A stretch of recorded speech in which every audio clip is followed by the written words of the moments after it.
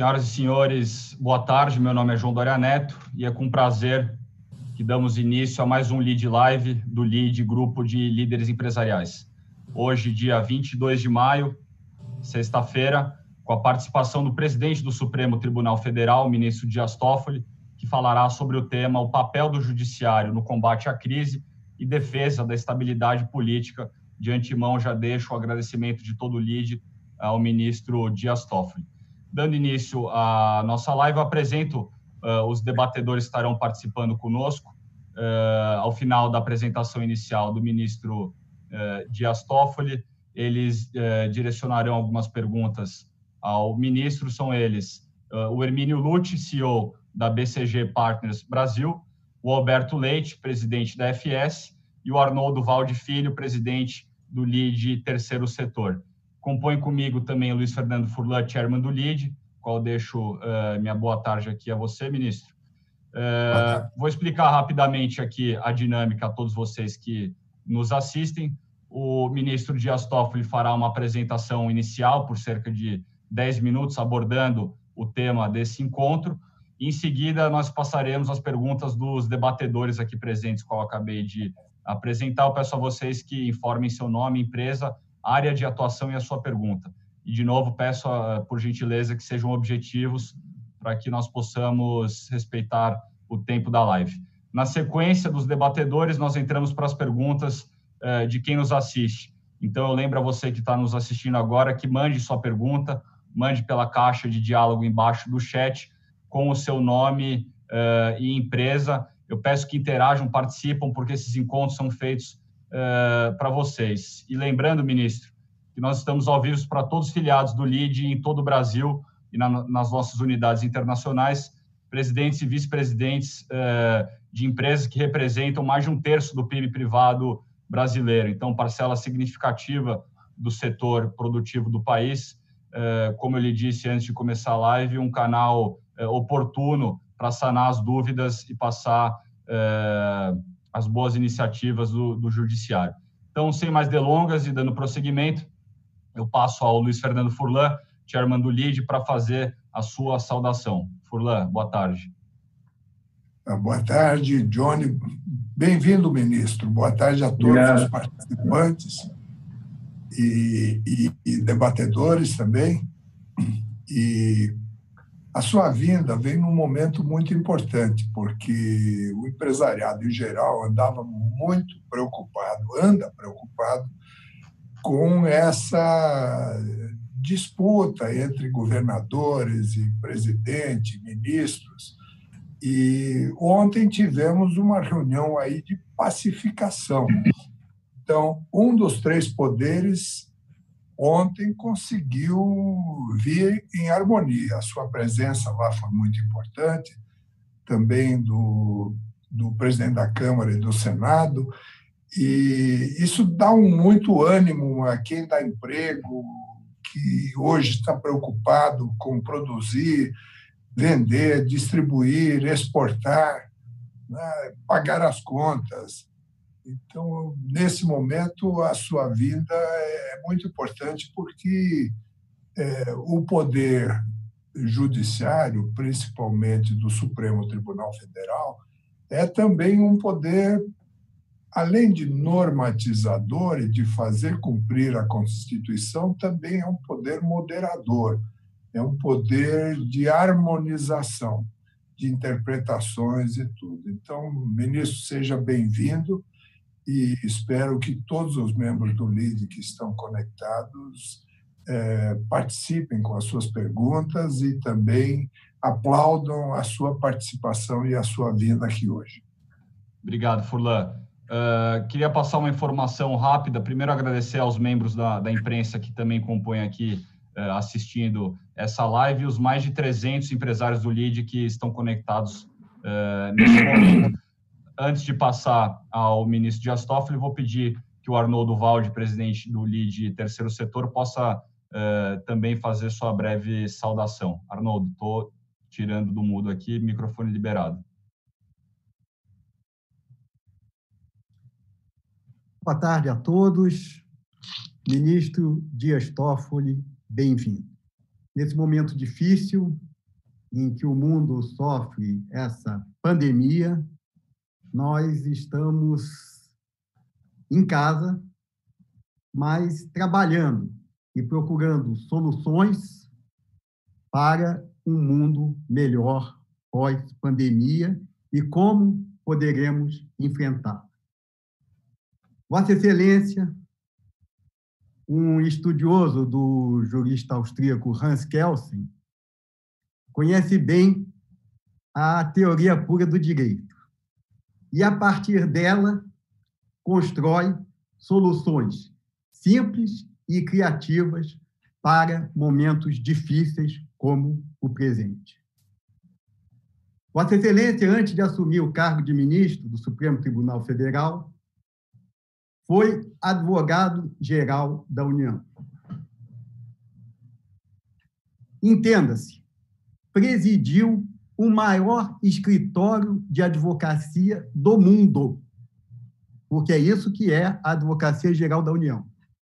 E lá, Vossa Excelência, com o seu espírito mediador, conciliador, uma das inteligências construtoras do nosso direito, criou a Câmara de Conciliação e Arbitragem. Já começou ali esse seu espírito, essa inovação, essa construção, essa forma de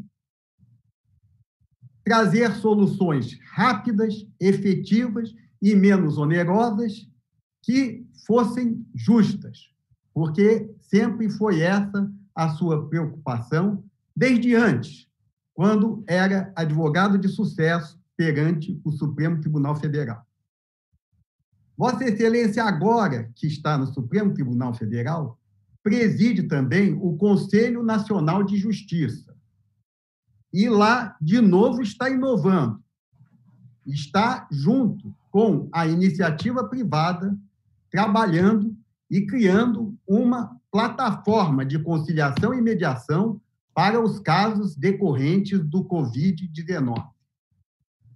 E é isso que interessa, nesse momento, a esse grupo de empresários. O LIDE funciona como um think tank. E estamos em casa, mas estamos criando, estamos trabalhando, estamos enfrentando, estamos solidários, não podemos nos esquecer, nós estamos num momento em que os mortos diários somam-se a mais de 1.000, e é um momento em que estamos todos perplexos, tristes, solidários, mas é nesse momento em que temos que ter a coragem e a vontade de encontrar soluções para todos os conflitos. E é dentro desse quadro, ministro, que a sua dedicação, o seu trabalho e até o seu tempo de estar aqui conosco é muito importante. Portanto, agradecendo a sua presença, eu tive instruções para ser brevíssimo, lhe dou as boas-vindas e estamos ansiosos para ouvi-lo. Obrigado, Arnoldo. Então, vamos dar início aqui. Vou passar a palavra ao senhor presidente do Supremo Tribunal Federal, ministro Dias Toffoli, para que possa abordar o tema sugerido, que é o papel do judiciário no combate à crise e defesa da estabilidade política, mas digo ao senhor que pode abordar quaisquer outros temas e aproveitar esse tempo inicial para abordar qualquer tema que o senhor considere importante. E já deixo aqui que o senhor fique à vontade e, mais uma vez, agradecer a sua presença. Então, sem mais delongas, passo a palavra ao ministro Dias Toffoli. Obrigado, Dória Neto, obrigado, Furlan, obrigado, Valde, pelas palavras dirigidas. Obrigado a todos que nos acompanham nesse momento. Agradeço ao LIDE, Dória, a oportunidade de estar aqui trazendo algumas informações do judiciário, alguns dados que eu penso são importantes e também para ouvi-los.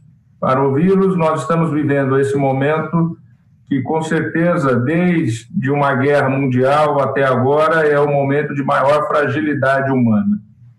Nós todos somos atingidos por este difícil momento dessa pandemia e nós temos que sempre atuar com muita precaução, com muita prevenção, com muita serenidade, e nós temos que ouvir sempre a voz da ciência, a voz daqueles que estão na linha de frente do combate para amenizar os danos, as perdas de vida, e também nós temos que pensar, diante das responsabilidades que temos, nos efeitos colaterais, os efeitos colaterais sociais, econômicos, jurídicos, que a pandemia acaba trazendo em consequência da necessidade do distanciamento social, da diminuição da produção, da diminuição das relações humanas.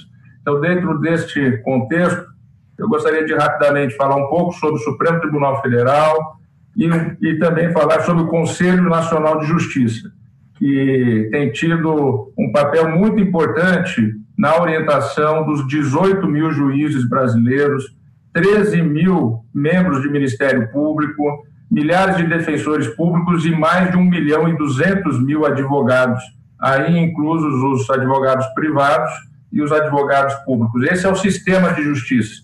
Esse sistema de justiça ele tem que trabalhar, principalmente em um momento como esse, com norte no quê? Com norte na solidariedade, em primeiro lugar, né, diante da fragilidade humana, diante de um país que nós sabemos tem diferenças regionais, tem diferenças sociais, mas também tem que trabalhar tendo o norte da segurança jurídica. Esse discurso é um discurso que eu vim desde a época da minha posse falando da importância dos desafios de se alcançar segurança jurídica para que a sociedade, e em especial o setor produtivo, tenha o quê? Tenha previsibilidade na sua atuação, tenha a possibilidade de ter a segurança jurídica do que aquilo que é pactuado ser cumprido. E nesse momento, então, nós temos que atuar muito nessa linha de orientação da segurança jurídica. A importância do sistema de justiça, portanto, tem essa síntese. Não só os magistrados, não só o judiciário, mas também Ministério Público, Advocacia Pública e Privada e Defensoria Pública atuando na busca de previsibilidade e segurança jurídica. Alguns números do Supremo Tribunal Federal. Nós temos uma ampliação do plenário virtual e as sessões por videoconferência que vieram em razão da necessidade do distanciamento. Então, vejam, em 13 sessões plenárias por videoconferência, o tribunal julgou 23 referendos e 7 medidas cautelares em ações diretas de inconstitucionalidade, o que soma 30 ações diretas de inconstitucionalidade apenas e tão somente relativos ao tema Covid. Então, medidas provisórias que as senhoras e os senhores têm conhecimento a respeito das relações de trabalho, a respeito da questão relativa à divisão de competências entre os entes da federação, questões relativas a sigilo de dados e questão relativa a algumas decisões que foram tomadas pelo parlamento e pelo governo federal. Então, 30 medidas nas sessões por videoconferência. E vejam, todas essas decisões colegiadas. Eu gosto de reiterar os números e mostrar os números, porque só em videoconferência, em 1 mês e meio, nós fizemos o julgamento de 30 casos. Quem é da área jurídica sabe bem que, por exemplo, uma Suprema Corte dos Estados Unidos julga 100, 110 casos por ano. A Corte Constitucional Alemã, mais ou menos esse mesmo número. E isso eu estou falando dos julgamentos em videoconferência. Nós, desde o início do decreto da pandemia, que foi 11 de março de 2020, que a Organização Mundial da Saúde decretou, então, que a Covid-19 era uma pandemia mundial, desde então nós começamos a fazer uma organização de todas as ações que entram no Supremo relativos, de alguma forma, à Covid-19. E vejam que até há pouco haviam sido registrados, até agora de manhã, há pouco tempo atrás, por volta de 11 horas, 2.303 processos relativos à Covid. E o tribunal já proferiu 2.107 decisões. Então, imagine o número de decisões e de processos apenas e tão somente relativos, de alguma forma, à Covid. Aqui estão, por exemplo, as ações que o Estado de São Paulo e outros estados entraram para a suspensão do pagamento da dívida, que foram decisões que foram deferidas, foram concedidas pelo ministro Alexandre de Moraes, decisões relativas a casos de habeas corpus em razão de presos que não tiveram eventualmente atendidos nas instâncias inferiores e tentam, até a última instância, uma decisões relativas, né, às ações diretas, como essas 30 que eu citei, que já foram julgadas pelo plenário, entre tantas outras. Eu vou tentar ser um pouco mais rápido aqui, porque são muitos os dados.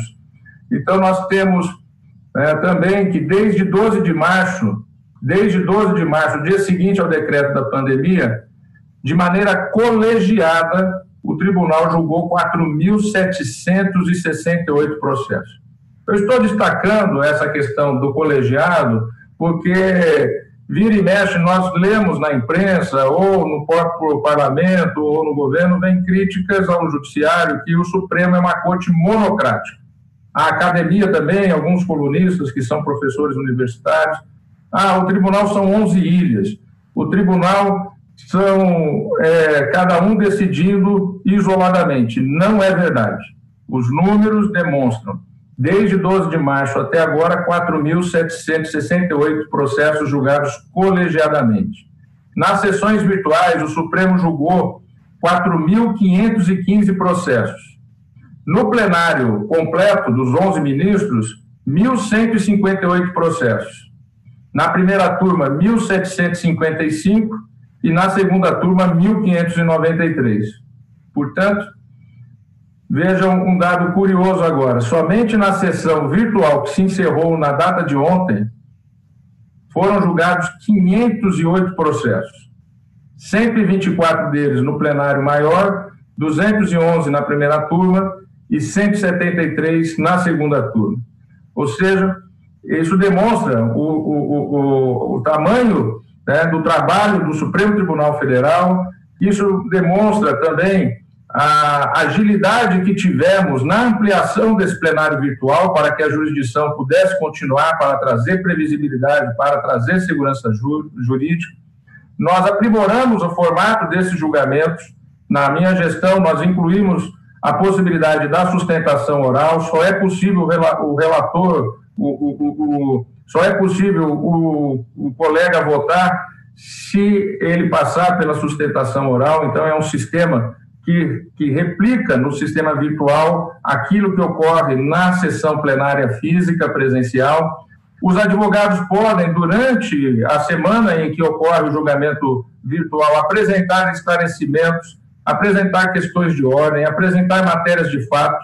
Ou seja, é uma dinâmica muito importante, porque ao longo de uma semana se vai verificando os votos dos ministros, e é possível, então, que haja as manifestações do advogado através de esclarecimentos durante o próprio julgamento da semana do processo virtual. E qualquer colega, qualquer um dos 11, pode pedir para que esse processo que está no virtual, se ele entender necessário, qualquer um dos 11 pode indicar a ida para o plenário presencial. Plenário presencial esse que hoje, em razão do distanciamento social, estamos realizando por meio de videoconferência.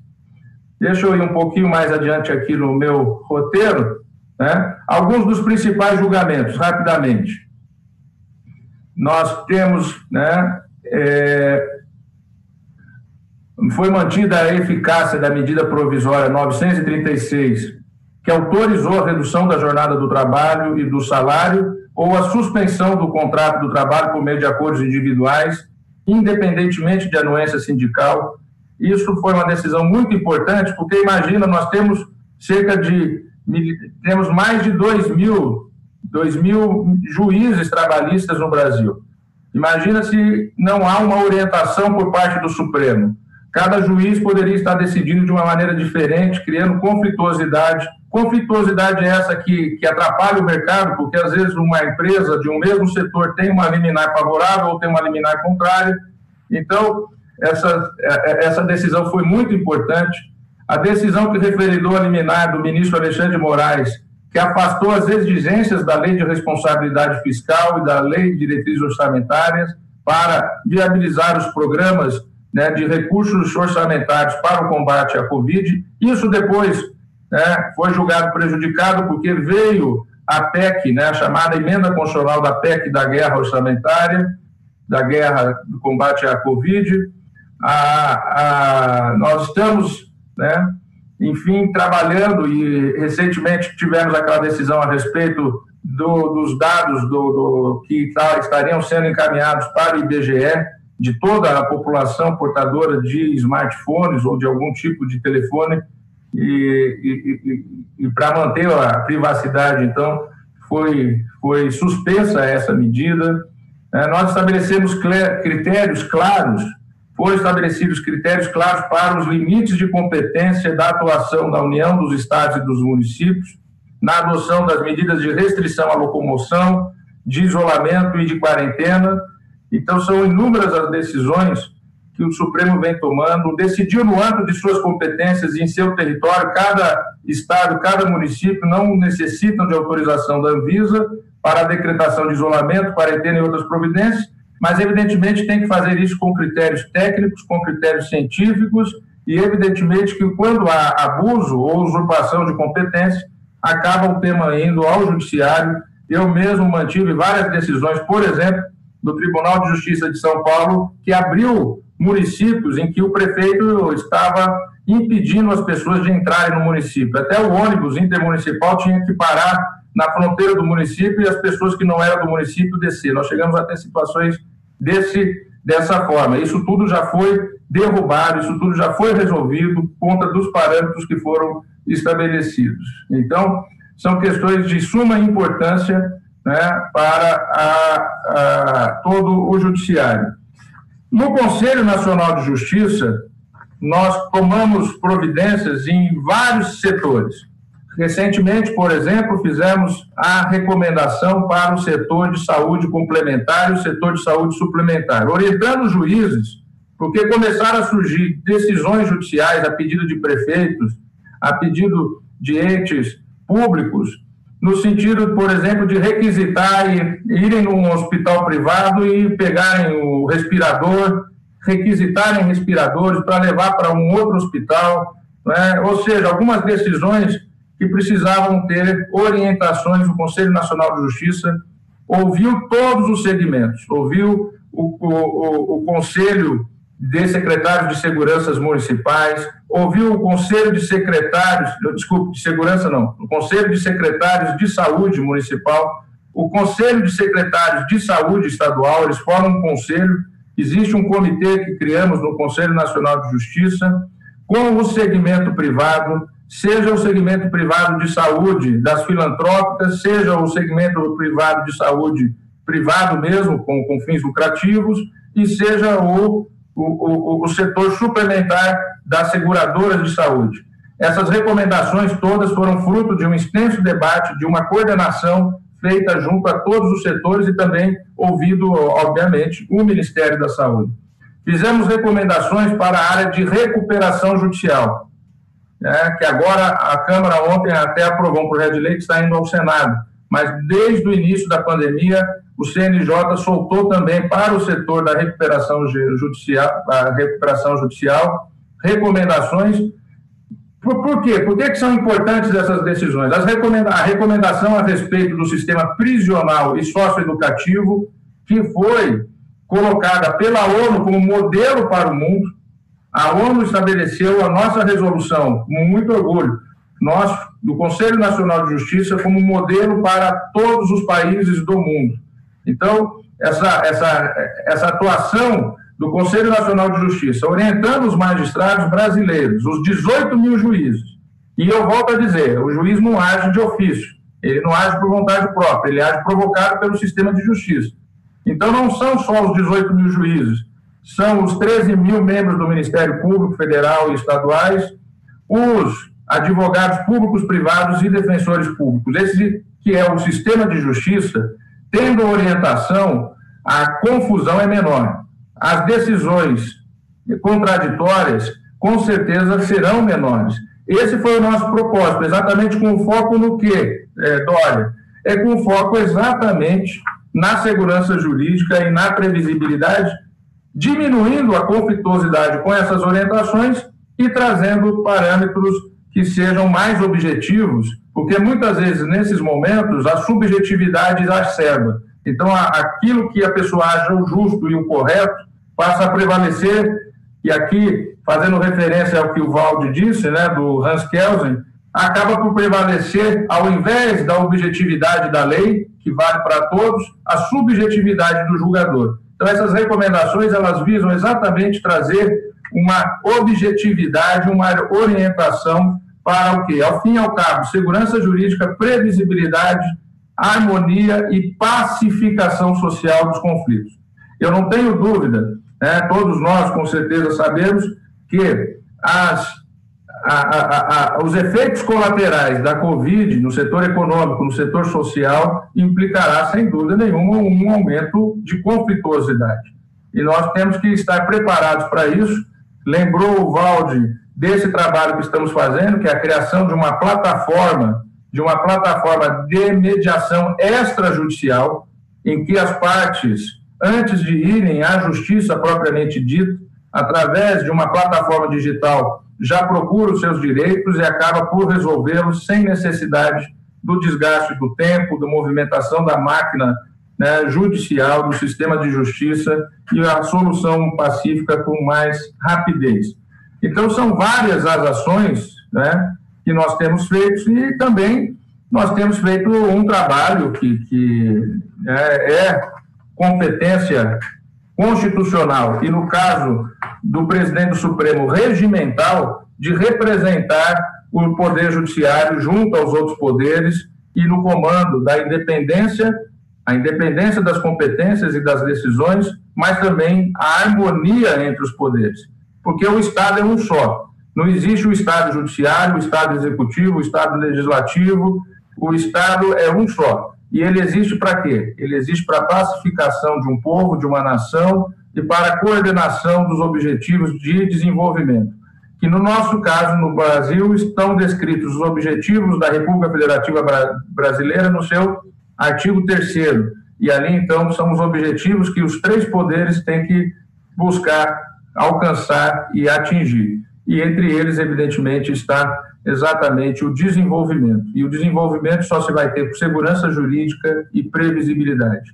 Para concluir, dentro de uma situação tão grave, né, de tanta fragilidade, que pode e gera tantos conflitos, eu penso que até agora o número de conflituosidade do ponto de vista de decisões, as decisões têm sido decisões em sua amplíssima maioria, decisões que são razoáveis, decisões que não são heterodoxas e decisões que trazem tranquilidade à sociedade.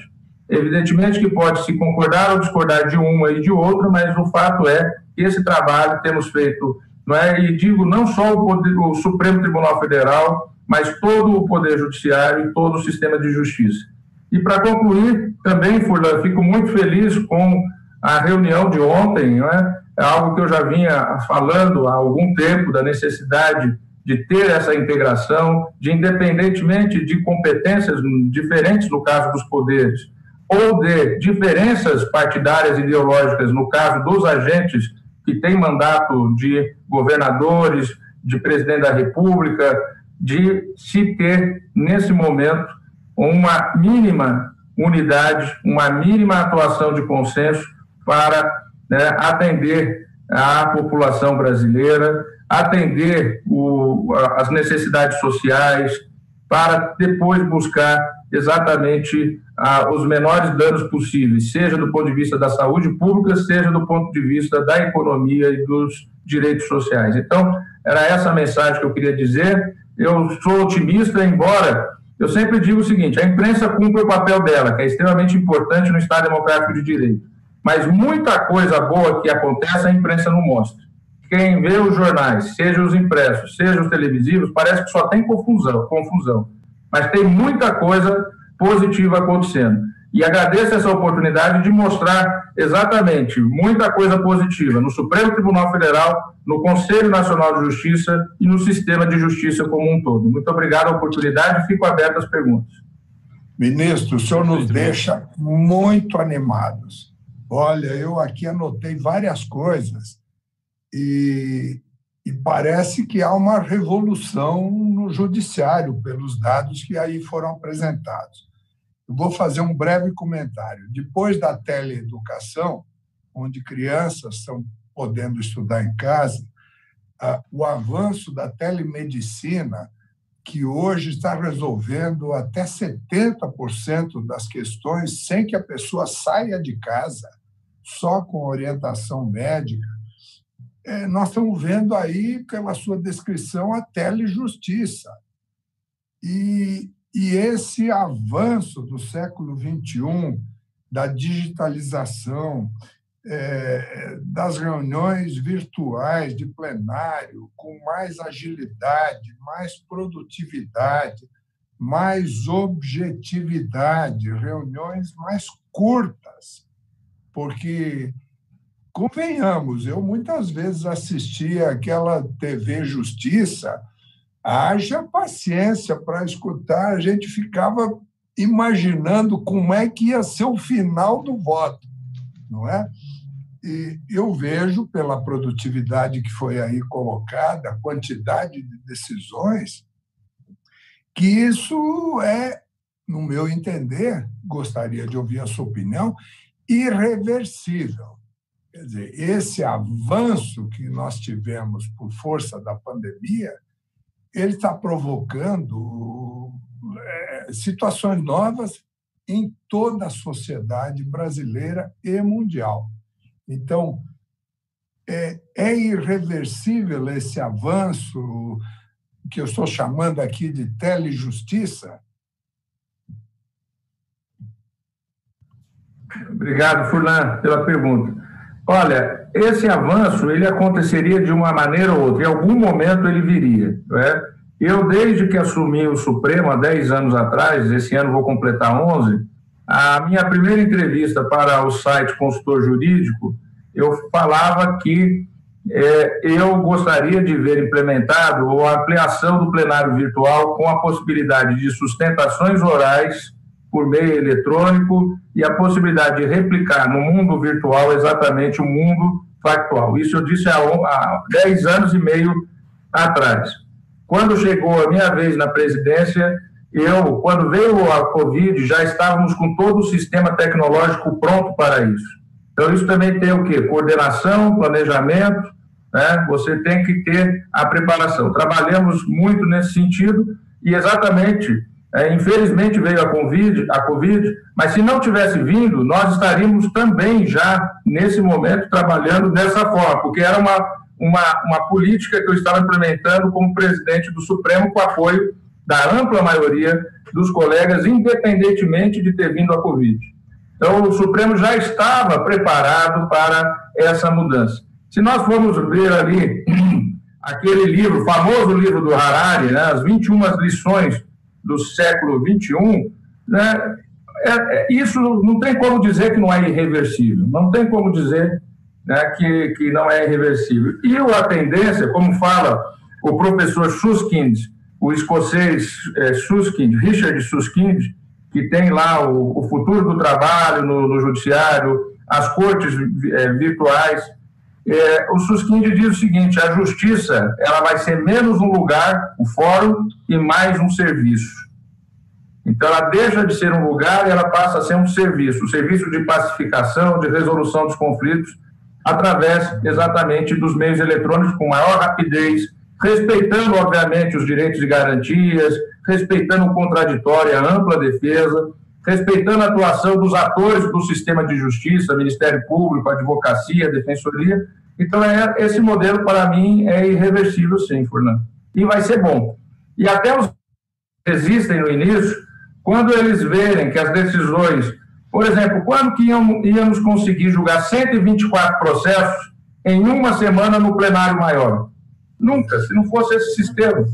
Nunca. Então, Quando os advogados veem que a roda está girando, eles começam a ver, não, mas eu estou tendo oportunidade de fazer sustentação oral. Os ministros têm mais tempo para análise, né? Nós temos mais tempo para análise, nós temos uma semana para análise, né? E eu tenho certeza, evidentemente tem que ser mantido e todos nós queremos voltar o quanto antes seja possível às reuniões presenciais, até pela nossa relação, né, entre nós, de contato pessoal, de poder ter esse chamado calor humano, né, que é importante na convivência social, dada a nossa própria natureza humana. Mas eu tenho certeza que, com os resultados, toda a comunidade jurídica vai realmente ter a convicção da importância desse sistema. Já era um projeto nosso, calhou, né, de estarmos preparados para esse momento, mas ele viria mesmo sem a Covid. Obrigado, ministro. Muito boa a sua exposição, muito esclarecedora. A gente entende que há um desafio enorme da Corte Brasileira, do Supremo Tribunal Federal Brasileiro, que é um caso isolado, onde as cortes, por exemplo, americanas, onde tem algumas centenas de casos, a Corte Brasileira, milhares. E acho que quem nos assiste aqui fica feliz em ouvir que o senhor e os demais ministros estão buscando uma resolução para isso, porque a sua apresentação, inclusive, responde a muitas dúvidas que chegaram aqui de retomada pós-pandemia, e a gente entende, pela sua exposição, que a gente alcança isso com segurança jurídica. Então, acho que as pessoas aqui nos acompanhando ficam felizes em saber que isso está sendo trabalhado. Inclusive, até menciono uma pergunta que eu vou voltar depois do Dr. Luiz Flávio Durso, que fala da inteligência artificial. Isso pode colaborar nesses desafios do STF. Então, vou passar agora as nossas perguntas dos nossos convidados aqui na sala. Nós vamos iniciar pelo Hermínio, CEO da BGC, inclusive corrijo, porque eu falei errado, desculpa, Hermínio. Depois ao Alberto Leite e depois ao Arnoldo Valde. Então, Hermínio, vou abrir o seu microfone para que você possa direcionar a pergunta ao ministro. Peço novamente que sejam objetivos e breves para a gente respeitar o tempo. Hermínio, por favor. Obrigado, João. Ministro, obrigado pela excelente apresentação e informações aqui providas pelo senhor. A minha pergunta ela vai muito no encontro de diretamente entender como é que a Corte hoje enxerga o clima institucional do Brasil, tá? O que nos preocupa é que, ao mesmo tempo que a gente tem hoje como todo mundo industrializado, uma crise de saúde e uma crise econômica que advém dessa crise de saúde, e a crise econômica ou a desaceleração econômica que a gente espera para o Brasil não é pequena para 2020. Adicionado a tudo isso, ao contrário do mundo desenvolvido, a gente está tendo que enfrentar uma crise política. E até aí entra o papel da Corte como poder moderador.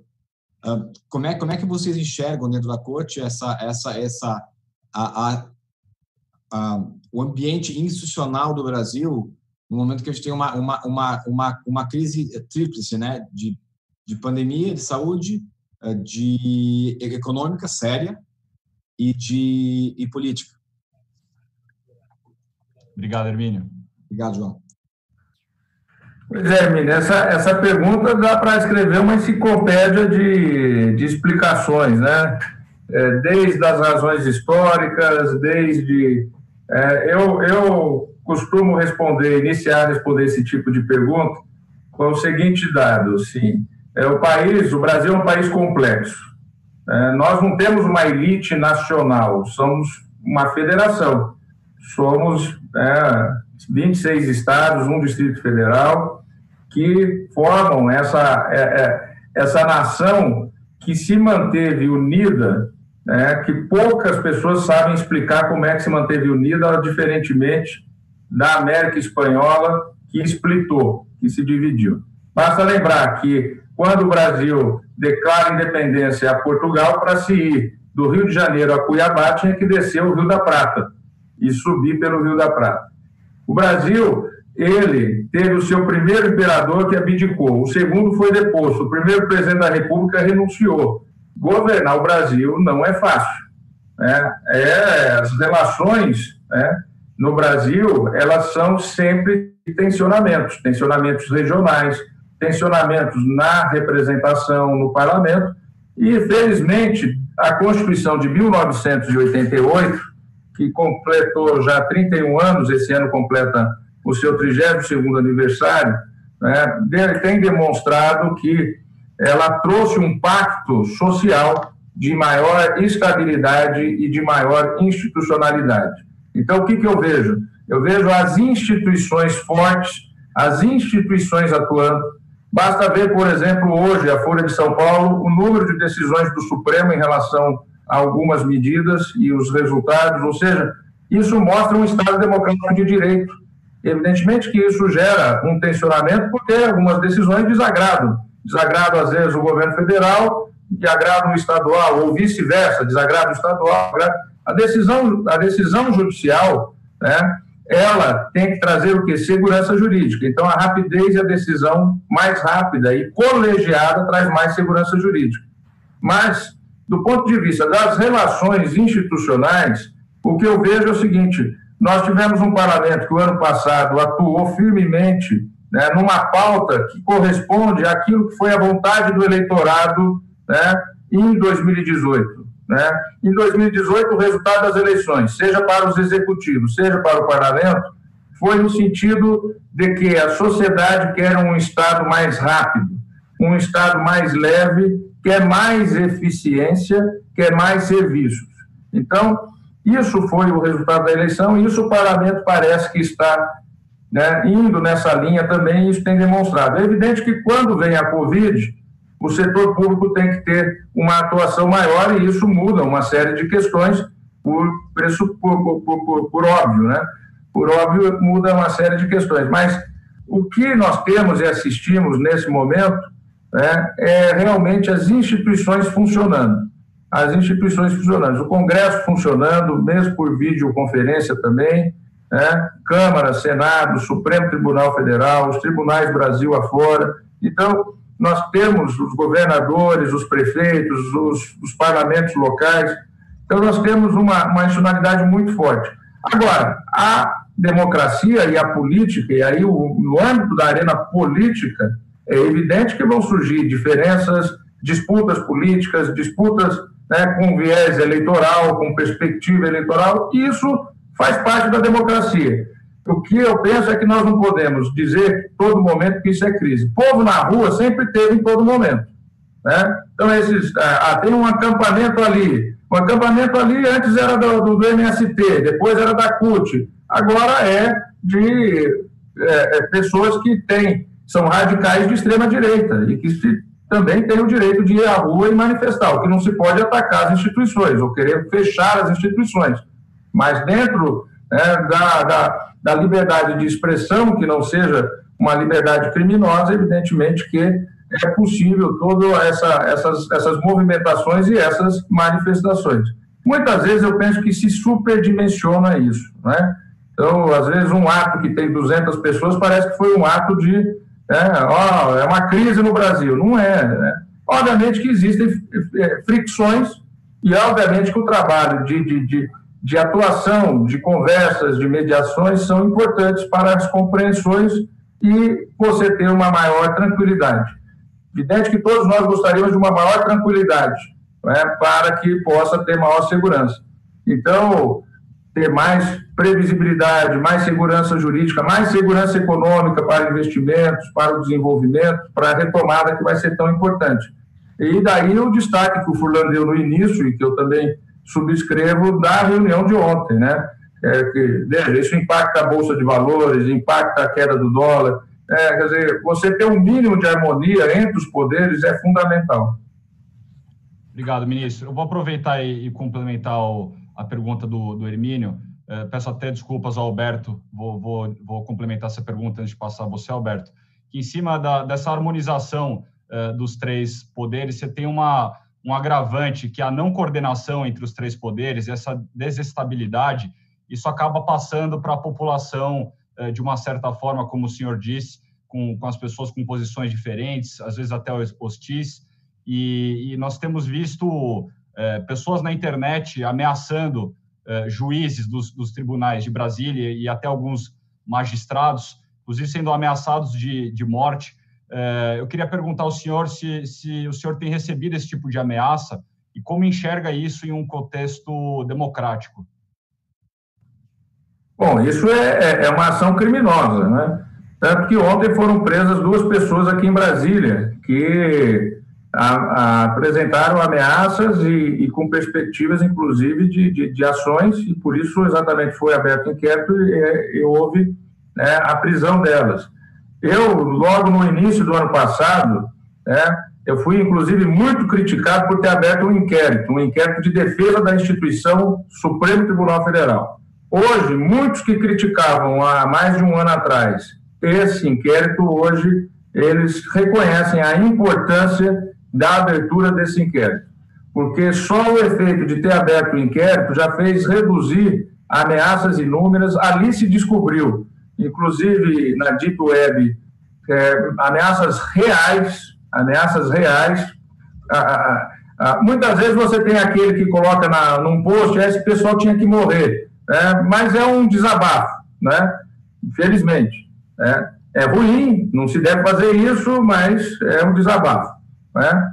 Agora, você também tem as ameaças reais, né? E essas todas foram investigadas, várias delas já foram, né, resolvidas graças a esse inquérito que é conduzido, muito bem conduzido, pelo ministro Alexandre de Moraes.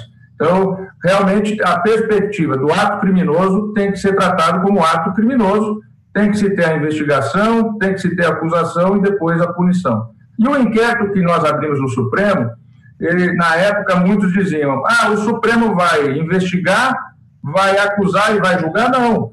Todos os elementos de prova que o ministro Alexandre descobre, ele encaminha para o Ministério Público e para a polícia.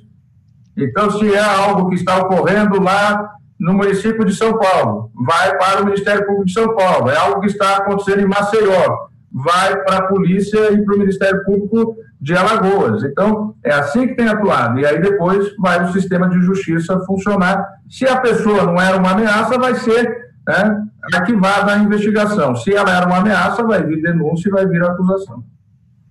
Perfeito, ministro. Obrigado pela resposta. Vou passar agora ao Alberto Leite, presidente da FS, que direcione sua pergunta. De novo, Alberto, por favor, sejamos objetivos.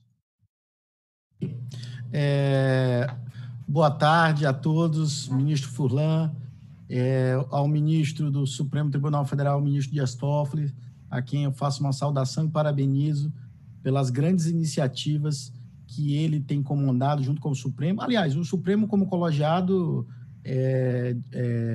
como um todo, como o senhor bem disse, as decisões colegiadas estão sendo vigorosas no sentido de tentar pacificar e harmonizar a sociedade brasileira. Eu fiquei aqui, enquanto empresário, refletindo o que eu poderia perguntar ao senhor para contribuir, fazer uma pergunta de contribuição. E aí eu me deparei com uma história que eu vi há algum tempo atrás, contada por um rabino, que ele fala da vida de uma pequena lagosta. A lagosta é um animal mole, ele nasce pequeno, mole, com a casca muito dura e rígida.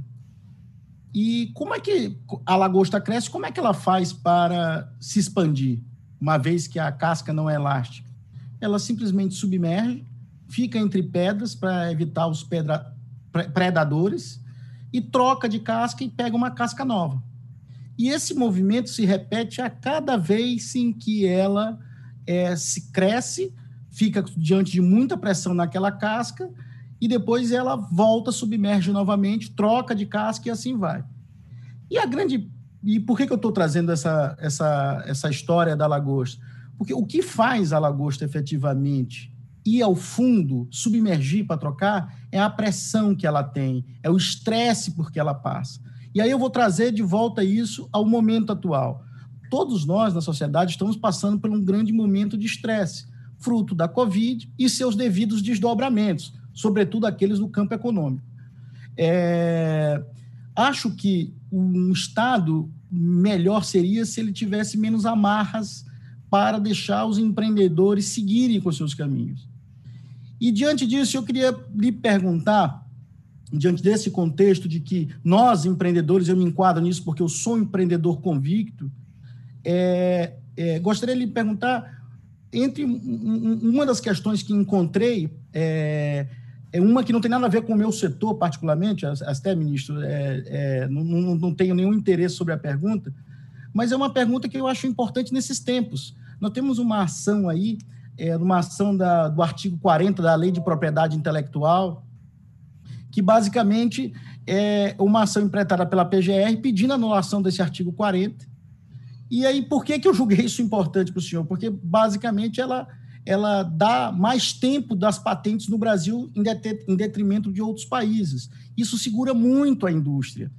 Indústria farmacêutica, indústria de tecnologia, onde eu estou, indústria de carros, porque as patentes são criadas, ficam 9 anos dentro do INPI, depois elas são homologadas e entra a lei, que dá mais 20 anos. Ou seja, as patentes no Brasil acabam durando 29 anos. E eu, pesquisando sobre essa pergunta ao senhor, encontrei um medicamento chamado Avigan, que é um medicamento que está sendo usado para o tratamento de Covid, está sendo experimentado para o tratamento de Covid, sobre a qual ele no Brasil ainda requer patente. E ele já foi liberado a patente para uso público ano passado, em agosto de 2019. Encontrei também algumas previsões na internet de gastos que o governo federal faz com medicamentos que somam quase 4 bilhões por conta desse avanço, dessa soma de prazos, INPI mais os 20 anos da patente. E eu, de novo, gostaria de perguntar qual a sua opinião. Eu sei que ministros falam nos atos do processo, mas qual a sua opinião? O senhor acha que essa ação pode fortalecer a indústria nacional, incentivar o empreendedorismo? E eu quis fazer todo esse contexto justamente para isso, para dizer que nós aqui, quanto empresários, estamos tentando fazer de tudo a nossa parte, que é remontar as nossas empresas, reerguer nossas empresas, mas alguns entraves são encontrados. Acredito que este é uma pergunta de interesse de todas as indústrias, pela trava das patentes, que onera excessivamente a produção de produtos com patentes no Brasil, e, inclusive, a sua negação faz o sentido contrário, faz o desenvolvimento da indústria. Portanto, ministro, essa seria a minha colocação ao senhor, e, mais uma vez, parabéns, e um grande abraço ao senhor, e continue firme na sua jornada no comando do Supremo Tribunal Federal e do CNJ. Obrigado, Alberto. Obrigado, Alberto. Rapidamente, qualquer fala minha a respeito desse tema vai, evidentemente, ter interpretação de que eu vou votar dessa ou daquela forma. Esse é um caso que chegou a entrar no plenário virtual na semana passada, no pré-plenário virtual, porque o plenário virtual ele só começa o julgamento depois de 6 dias que ele foi colocado para conhecimento das partes e dos advogados e da sociedade em geral. Então, quando se lança no plenário virtual, se lança primeiro que a pauta estará indo para o plenário virtual e isso leva uma semana. Com isso, os advogados podem preparar os memoriais, as sustentações orais, as visitas aos ministros, que agora se dão por videoconferência. Enfim, então esse caso é da relatoria do ministro Luiz Fux, ele chegou a pautar esse caso, mas depois houve pedidos de adiamento, e aí ele retirou do plenário virtual. Não sei se ele vai recolocar ou não, seja no plenário virtual, seja no plenário físico. Qualquer comentário que eu fizer aqui a respeito, é importante defender isso ou aquilo, evidentemente vai ter uma interpretação que possa levar a um pré-julgamento. Então, eu vou pedir desculpas, Alberto, mas eu não fico em condições de responder a esse tema. Agora, dentro desse tema, Alberto, tem uma realidade, que é a realidade exatamente desse Estado que é demorado. E muitas vezes as pessoas jogam o foco exclusivamente, às vezes, no Congresso, no Judiciário especificamente mais no Supremo, e no governo executivo, seja o federal, seja o estadual, seja o municipal. Mas, por exemplo, você citou aí o INPI. Não tem sentido demorar 10 anos, 15 anos para analisar um pedido de registro. Então, e da mesma forma, algumas agências reguladoras, alguns setores, algumas autarquias que são pesadas, né? E a população não aguenta mais, o cidadão não aguenta mais. Não é só o empresário, não. A sociedade, né, ela precisa de um Estado mais rápido, mais ágil, mais eficiente, né? Então, não tem cabimento realmente, no mundo de hoje, no mundo da tecnologia, um processo administrativo durar 10, 15 anos. É inadmissível, não, tem que ser repensado. Obrigado, ministro. Obrigado, Alberto. Antes de passar ao Arnoldo, só agradecer a todos que nos assistem. Já passamos de 500 empresários de todo o Brasil nos acompanhando. Eu peço que mandem suas perguntas. Nós estamos recebendo aqui, após a pergunta do Arnoldo, nós já entramos para direcionar essas perguntas que vocês estão nos enviando. Coloque seu nome e sua empresa, por favor.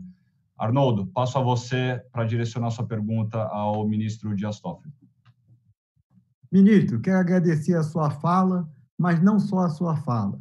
Esse trabalho espetacular que o senhor vem fazendo em prol de um Brasil melhor, numa fase, como já foi dita, muito difícil para todos nós. A minha pergunta vai se dividir em duas. Eu vou aproveitar, serei breve, mas dividirei em duas.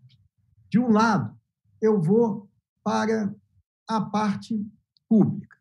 Eu vou para a parte da atribuição da Justiça e do Supremo Tribunal Federal. Porque nós estamos falando aqui para empresários e todos sabem que na ditadura o executivo decreta e ninguém discute. Na democracia, nós temos o tripartite, os três poderes, isso é compartilhado e é muito melhor quando trabalham em harmonia e em conjunto. Melhor, eu digo, por quê? Porque se torna mais eficiente e, além do mais, tem a sinergia das inteligências, das cabeças, das pessoas e dos poderes. Então, você une numa mesma direção todos os esforços.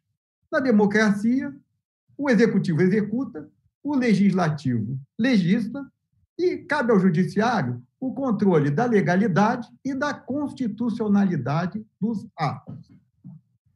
Vossa Excelência sempre, eu já falei desde a criação da AGU, Vossa Excelência criou a Câmara de Mediação e Arbitragem e agora, no CNJ, também espetacularmente, e essa é uma iniciativa que tem que ser ressaltada, que eu acho que será um dos grandes legados da sua gestão, montou uma plataforma de mediação em conjunto com todos os setores, com toda a iniciativa privada, com apoio da iniciativa privada, em parceria com a Fundação Getúlio Vargas, para solucionar os conflitos privados. Então, a minha pergunta com relação ao público é: quão importante e como fazer para que os poderes, principalmente numa situação de crise como a nossa, sigam em harmonia contra um inimigo comum e, em virtude desse diálogo, e Vossa Excelência sempre foi um embaixador do Judiciário com relação ao diálogo e sempre defendeu terminar com essa cultura da litigiosidade, possa preventivamente eliminar um monte de conflitos. Então, essa é a pergunta com relação às atribuições de cada poder, aos conflitos que vêm surgindo em virtude da invasão de um poder sobre o outro e a necessidade de um diálogo permanente entre esses três poderes com um objetivo comum, que seria uma melhor gestão e um sucesso maior da nossa nação. Essa é a primeira pergunta à pública.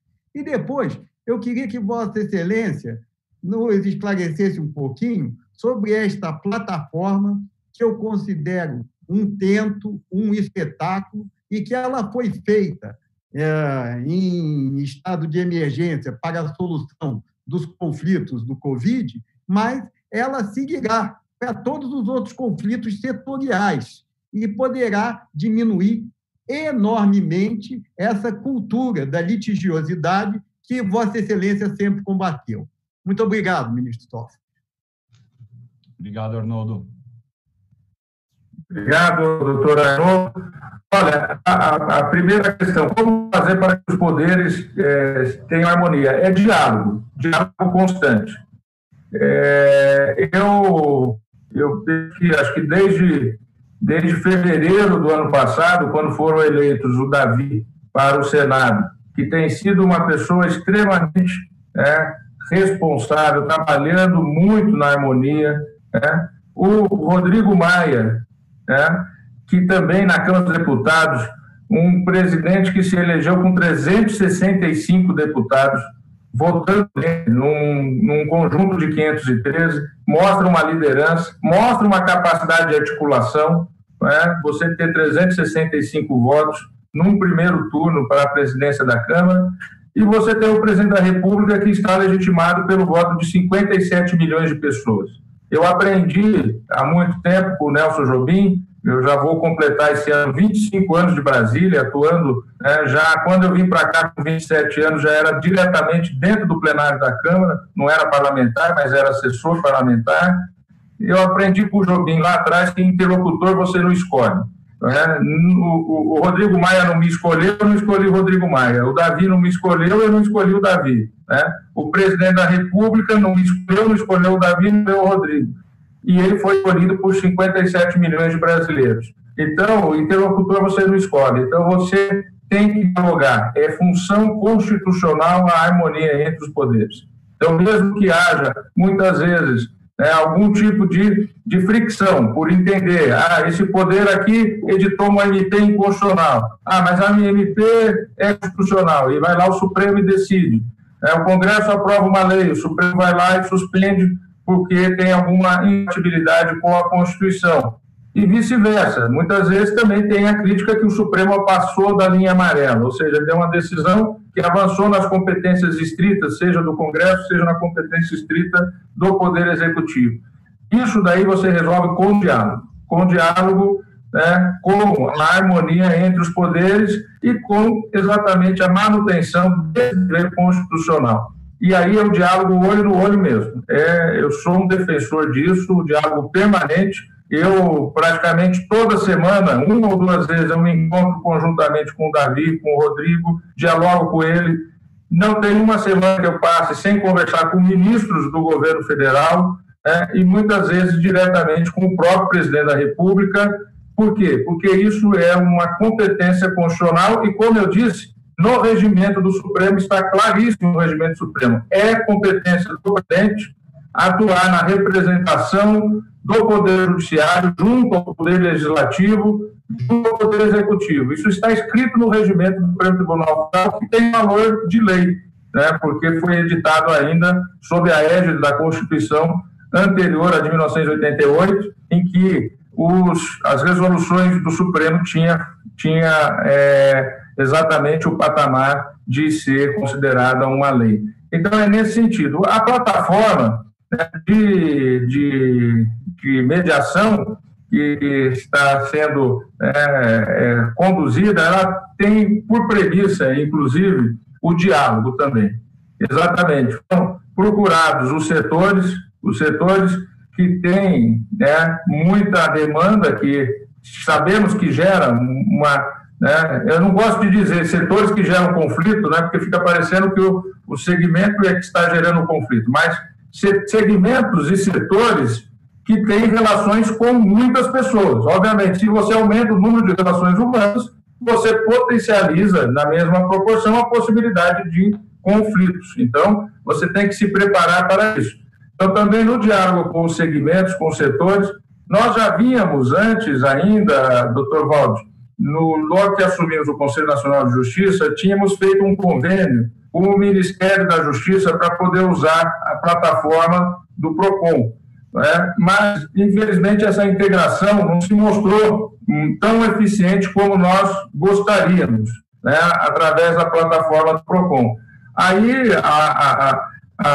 o nosso pessoal de informática, de TI, e o conselheiro Henrique Ávila, que é o responsável pela comissão de mediação e conciliação, tivemos conhecimento exatamente da experiência que o senhor participou também da vara de recuperação judicial, que através da Vargas criou uma ferramenta de mediação na recuperação judicial da Oi.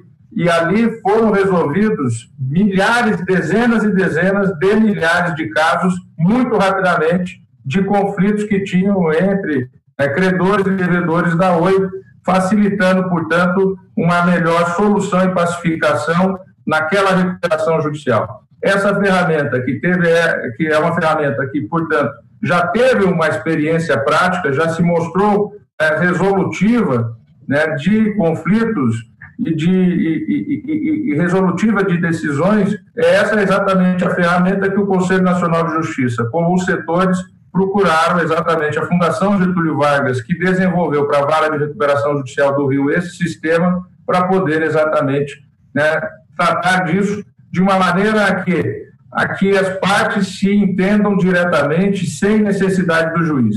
Infelizmente, o Brasil padece de um mal, né?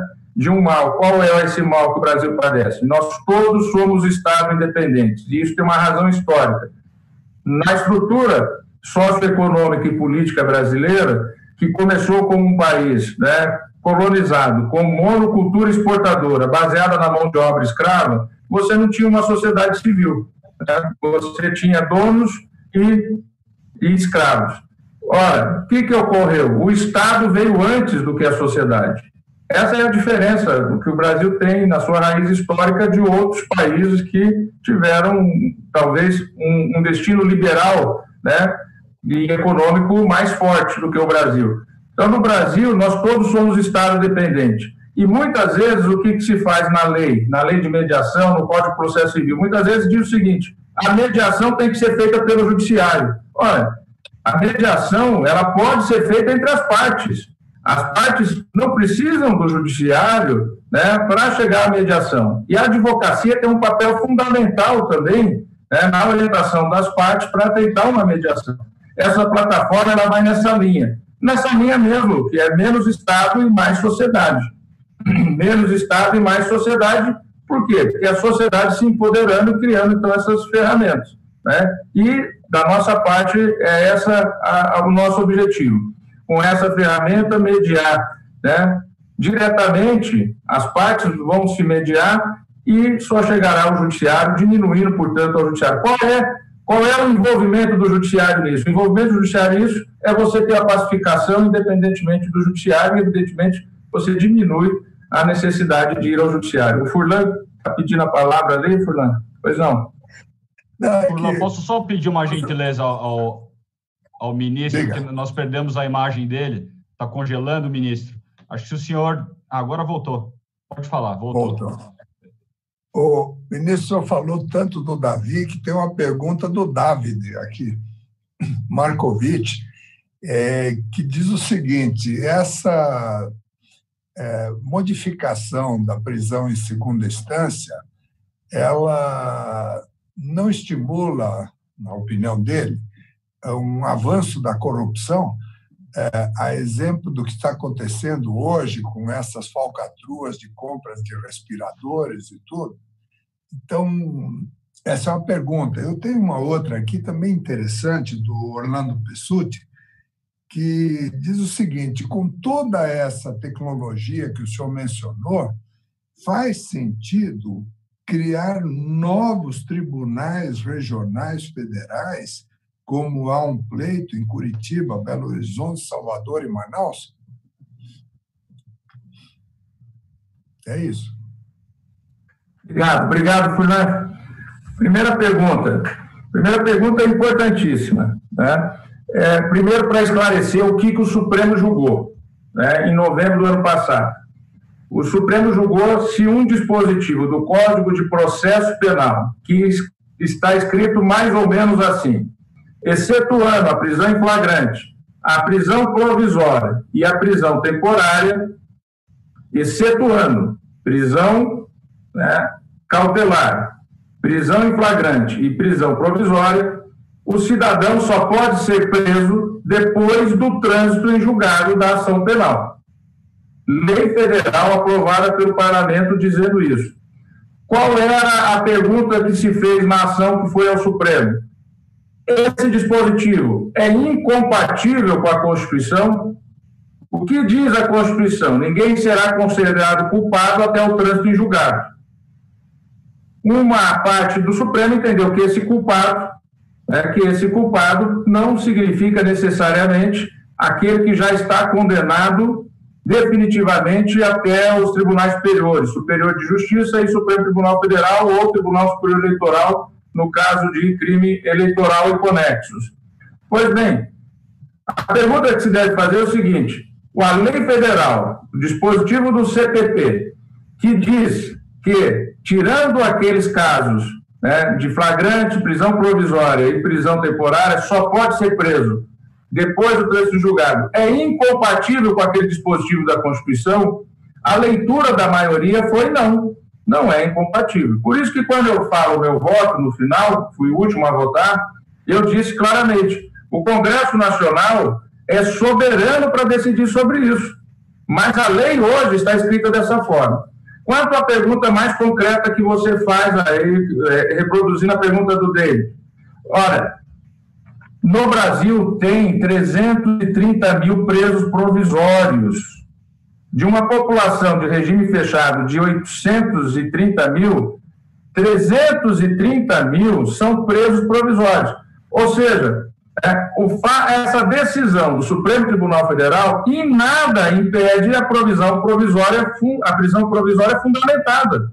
Né? E tem muitos agentes políticos, muitos agentes econômicos e muitas pessoas que estão presas provisoriamente enquanto responde ação penal por corrupção, por lavagem de dinheiro, por crime organizado. Então, isso não impede, não vai no sentido da impunidade de maneira nenhuma. E eu repito o que eu disse também várias vezes, né, seja no Supremo em julgamento, seja em palestras e entrevistas. A política de combate à corrupção contou com forte apoio do Supremo Tribunal Federal e dos ministros do Supremo Tribunal Federal. Isso hoje é uma política de Estado, felizmente. Então, toda a legislação de crime de organização, combate à tipificação da organização criminosa que não existia. Eu mesmo participei da elaboração desses projetos, eu mesmo. Né? A ampliação e a melhoria, né, da nossa codificação a respeito da colaboração premiada, a lei de transparência, né? Então, todos esses casos foram todos políticas de Estado, políticas de Estado que elas estão implementadas. Eu sempre digo que é importante nós valorizarmos a institucionalidade.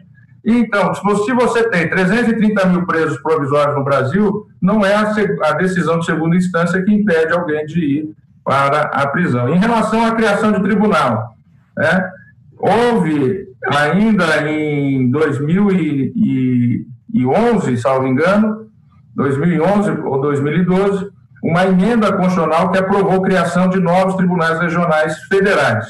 Essa emenda foi suspensa por uma do ministro Joaquim Barbosa. Esse caso ainda está em tramitação no Supremo, está sob a relatoria do ministro Luiz Fux. Esses tribunais não foram criados em razão dessa suspensão e agora surgiu uma proposta que veio da parte do presidente atual do Superior Tribunal de Justiça, ministro João Otávio de Noronha, que é uma pessoa extremamente competente, uma pessoa realmente que dignifica a magistratura brasileira, muito competente, muito inteligente, é uma pessoa que trabalha na linha da harmonia.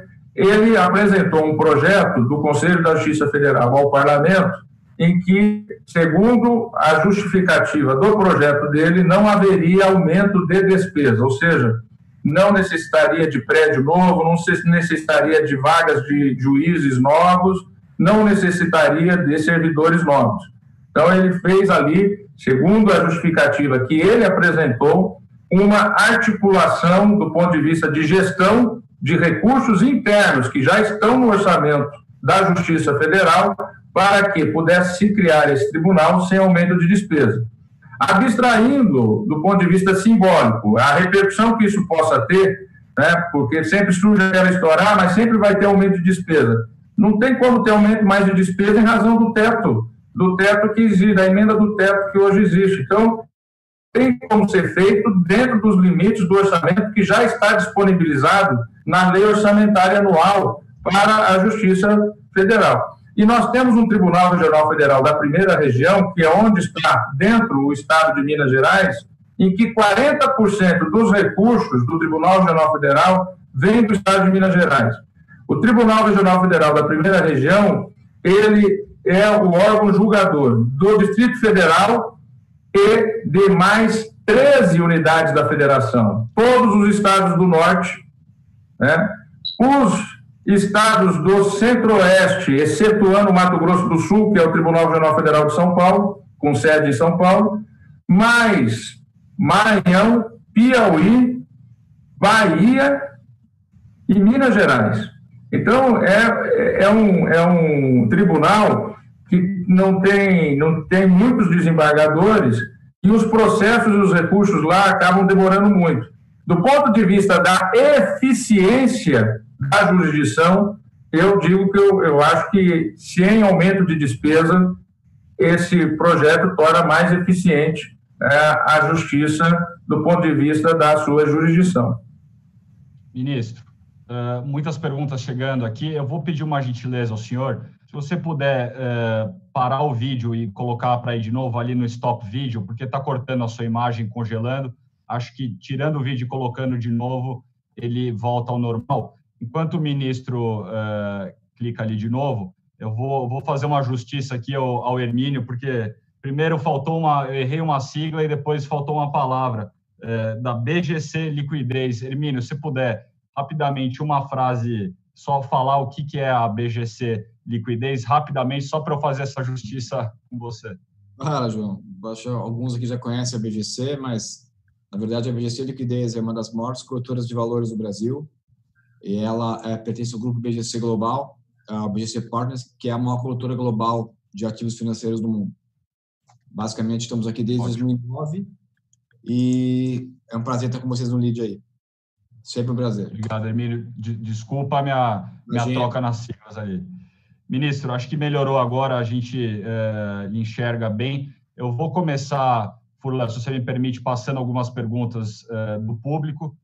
Temos bastante chegando aqui.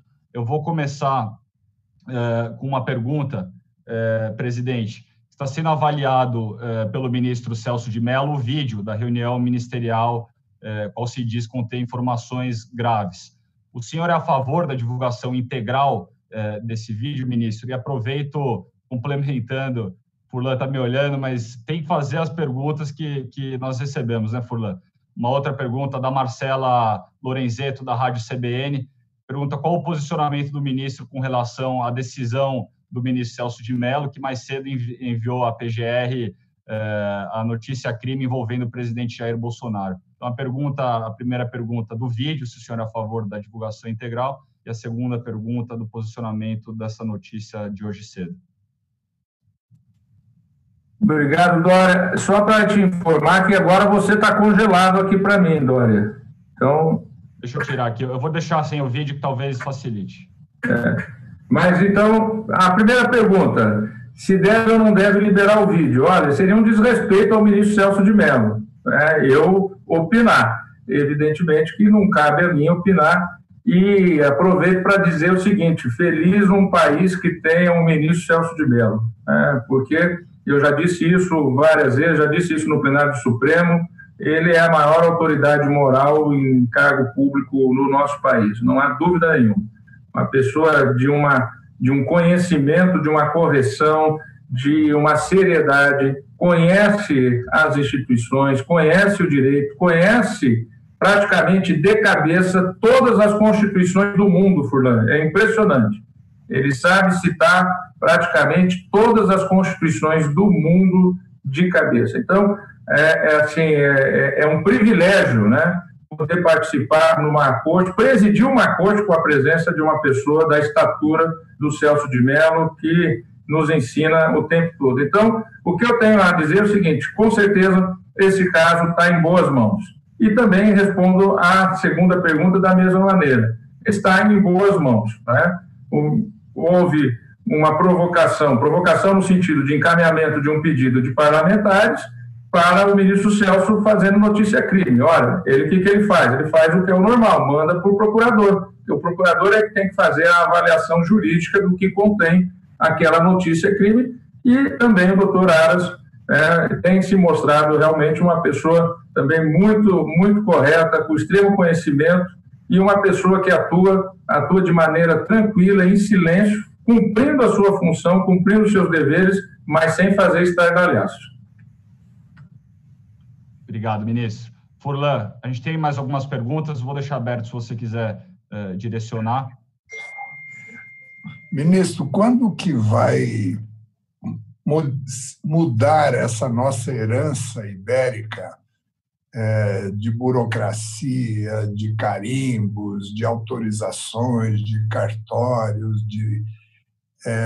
dos direitos do cidadão que estão na Constituição precisarem de uma ratificação de alguém que interaja, né?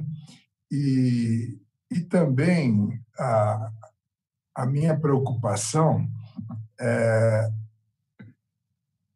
não existe um sistema de triagem no judiciário de maneira que possa hoje, com os recursos digitais disponíveis, ao invés de ficar aí na morosidade, na fila dos processos, de ter já uma triagem que diz assim, olha, isso aqui já teve solução, é assim, assim, assim.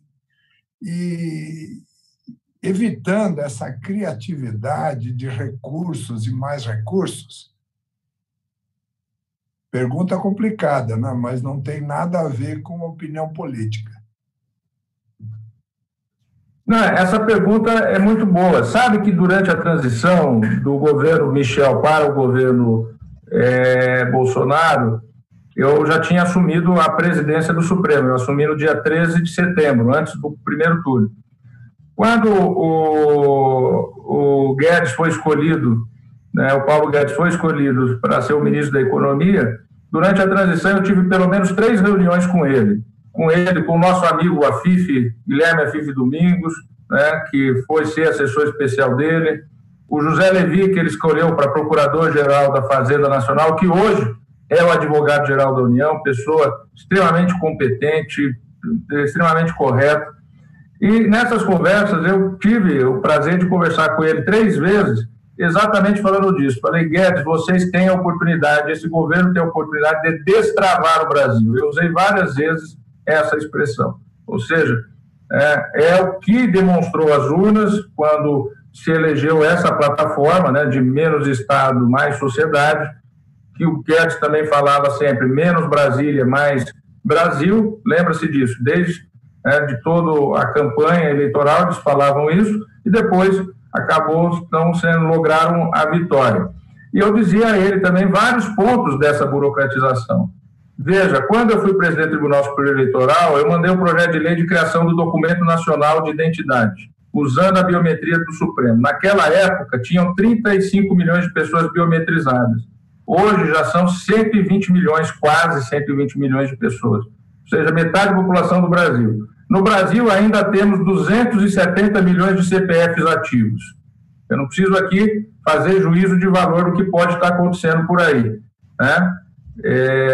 Mas se você usar o batimento entre o TSE e a Receita Federal, você vai descobrir muita duplicidade.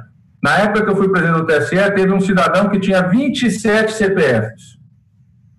O mesmo cidadão tinha 27 CPFs.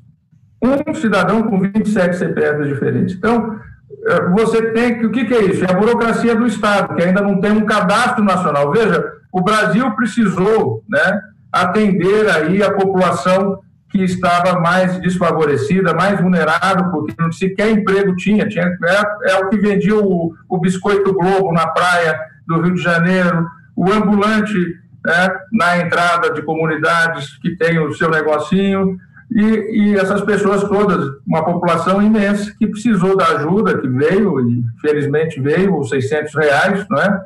Mas nós não temos um cadastro, e nós não temos um cadastro que nos dê segurança de que não tem uma pessoa sem necessidade recebendo, que não tem uma pessoa em duplicidade, triplicidade recebendo, mas isso são elementos que o Estado tem que agir com rapidez. E nós temos instrumentos, temos condições de fazer isso, só estou dando esse exemplo, né, que é um exemplo específico, que eu conversei, por exemplo, com o Paulo Guedes. Né? Paulo Guedes coloca recursos nesse projeto porque vai ser importante, vai ser econômico para o país. Isso é investimento. Né? E os recursos não eram altos. Né? E eu acho que esse projeto volta agora, né, a ter uma dimensão novamente importante, por conta de você ter essa segurança de quem é quem no Brasil. O Afif brincava, esse é o projeto cara crachá, né? É o projeto cara crachá. Você sabe que aquela cara que está ali no crachá é o cara mesmo, né? E ele não está se passando por outro. Então, eu acho que essa herança ibérica, ela tem que ser mudada culturalmente, né? Porque, veja, inclusive no setor privado, não é só no Estado, né? Quem aqui que está nessa videoconferência que já não foi em um país em que você aluga o carro em 5 minutos ou menos, né? E aqui no Brasil, se você desce no aeroporto e vai ali na loja alugar o carro, você vai gastar pelo menos meia hora preenchendo papel, tirando xerox daqui e dali, né? Assinando uns 5, 6 formulários, Quer dizer, essa é uma questão cultural, né, não é? E o fato de o Estado ter surgido antes da sociedade incrementa mais ainda isso, né? O que eu aprendi em Brasília, ministro, é que burocracia é poder. Na hora que você automatiza, facilita a vida do contribuinte ou de quem quer que seja, acaba aquela tese do jeitinho brasileiro, porque é preto no branco, pode ou não pode, né? Então, a burocracia rejeita mudanças. Furlan, desculpa interromper, eu queria aproveitar essa esse comentário que você fez. Temos mais 4 minutinhos aqui, ministro, nós vamos encerrar a 1h30, então acho que dá tempo de responder essas 2 perguntas, complementando o que o Furlan disse.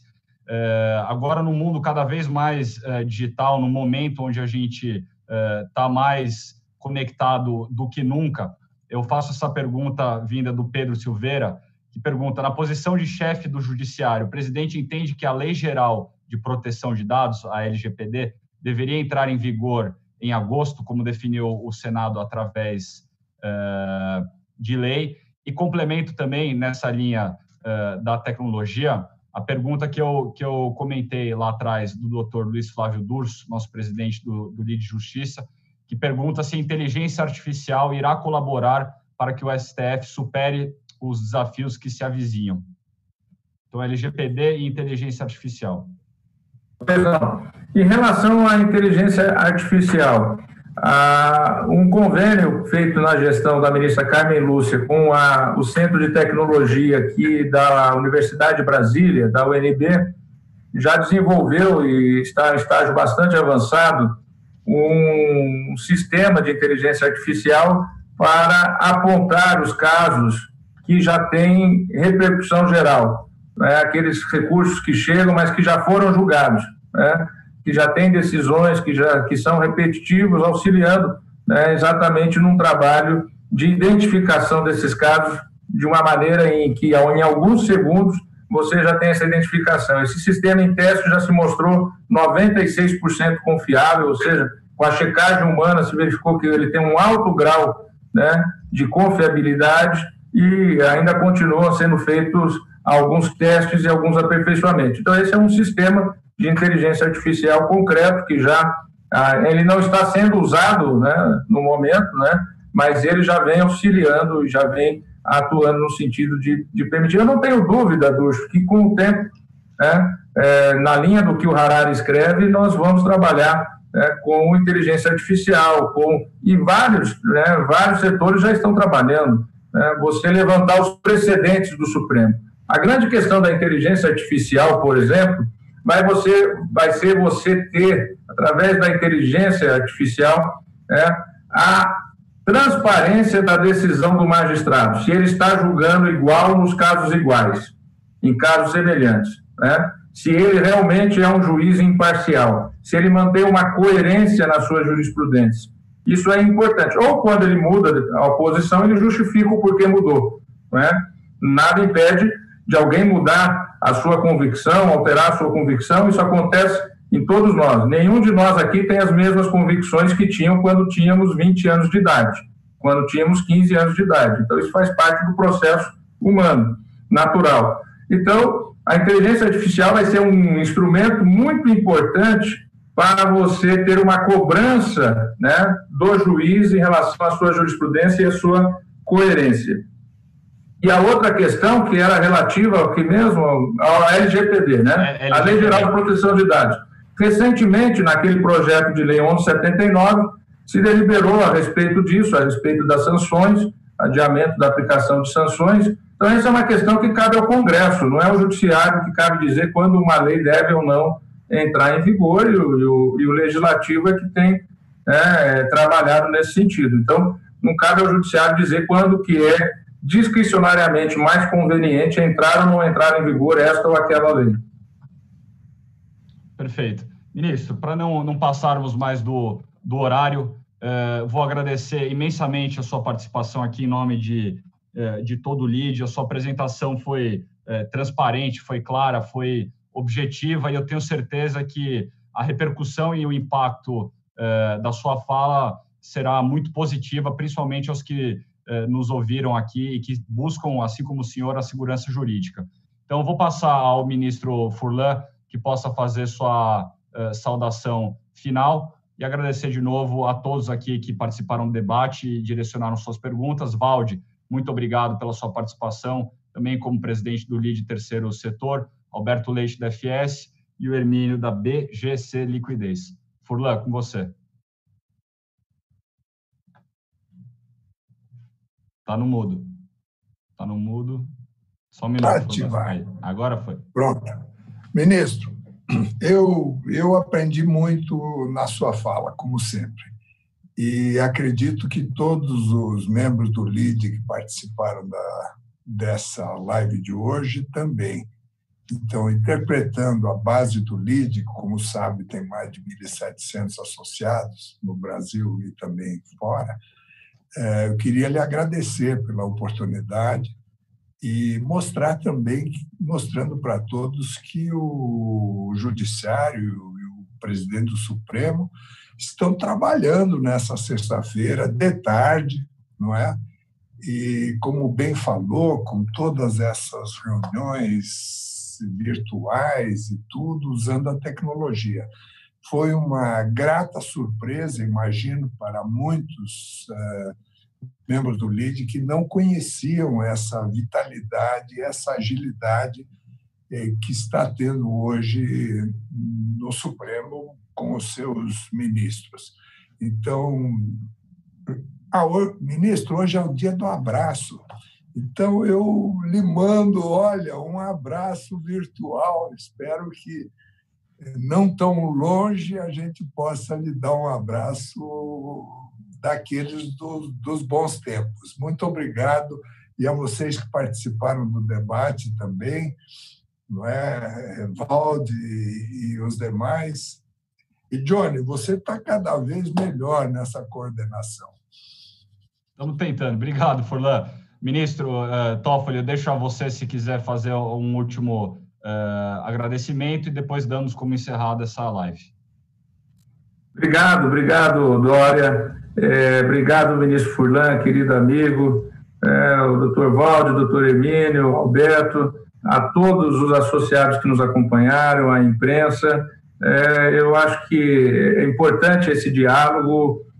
Nós estamos também, apesar do distanciamento, através das videoconferências, podendo nos comunicar com mais pessoas. Então, a oportunidade que a LIDE está nesse momento para eu trazer as informações do Supremo e do Conselho Nacional de Justiça, que é uma instituição extremamente importante e relevante exatamente para poder dar orientação ao Judiciário como um todo e ao sistema de justiça, uma oportunidade muito grande que eu agradeço mesmo, a gentileza, a delicadeza de todos os senhores para comigo. Muito obrigado.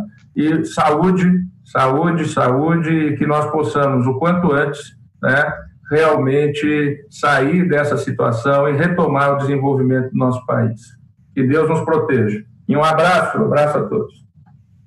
Muito obrigado, ministro Dias Toffoli. E obrigado a vocês que nos acompanharam até o momento. Espero vocês na nossa agenda da próxima semana. Muito obrigado, um bom final de semana. RCE, por favor, podemos encerrar a live.